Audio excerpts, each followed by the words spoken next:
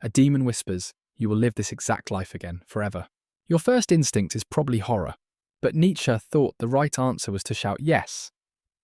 And by the end, you'll see why the people who say yes are hiding something strange. Before we go on, if you find this sort of thing worthwhile, do consider subscribing. It genuinely helps. Picture this, it's late at night, you're alone, and a demon slips into your room and says, this life you're living, right down to the smallest detail, you will live again, and again, and again, an infinite number of times, every joy, every heartbreak, that embarrassing thing you said in 7th grade, the exact way the light hits your ceiling right now, all of it, on repeat, forever. The demon then asks, how do you feel? That's the thought experiment Friedrich Nietzsche dropped into philosophy in 1882 in a book called The Gay Science. He called it the eternal recurrence, and he wasn't really asking whether it was true, he was asking what it would do to you if you believed it. Because your answer, he thought, reveals almost everything about how you're living.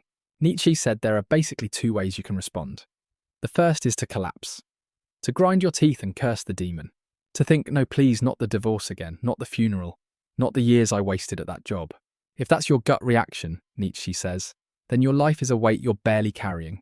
You're getting through it, you're waiting for it to be over. And the idea of doing it all again feels like torture.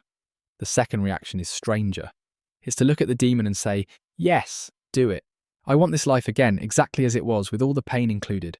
Nietzsche called that response Amor Fati, love of fate. Not just accepting your life, but wanting it, every bit of it.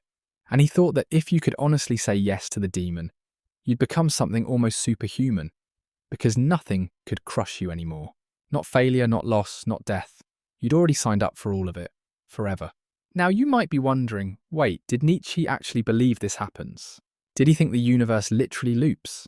Scholars still argue about this.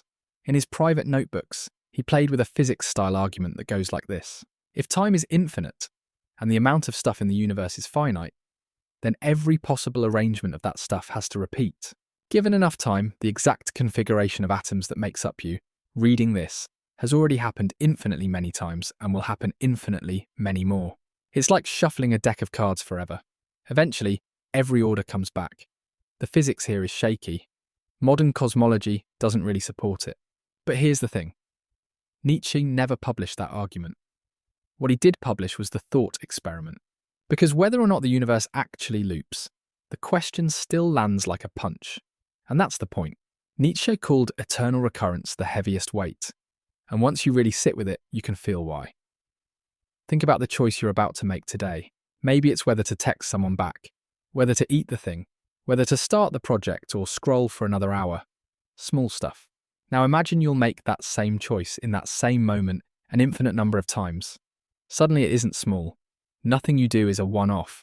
Every action gets stamped into eternity. Every hour you waste forever. Every hour you spend well, you spend forever. It's the opposite of the idea that nothing matters, because we all die. Here, everything matters, because nothing ever really ends. Some people find that terrifying. Nietzsche found it clarifying. He thought most of us live in a kind of fog, half choosing, half drifting, telling ourselves we'll get serious later. Eternal recurrence rips the fog off. It asks, is this, right now, something you want on infinite repeat? Here's the open loop I promised you.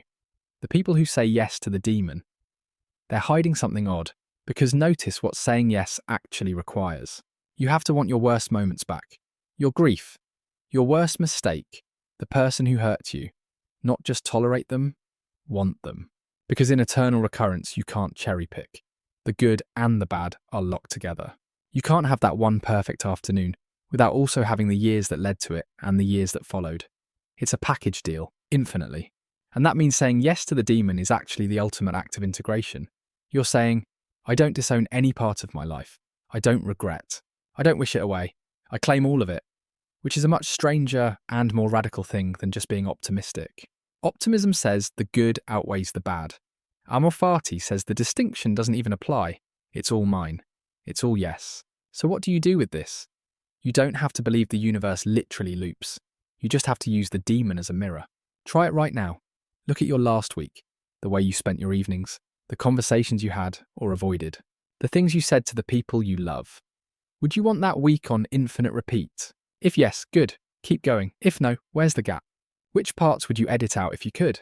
Because those are the parts pointing at what you actually need to change. Nietzsche isn't asking you to be happy every second. He's asking you to build a life you'd sign up for again. And here's what's interesting. Most people find that even one small change, made honestly, shifts things. You call the person, you quit the thing, you start the project. Not because you'll live forever, but because you might as well live like you would. So here's my question for you.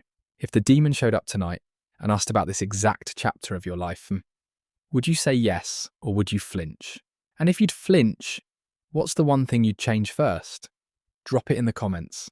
I actually want to know.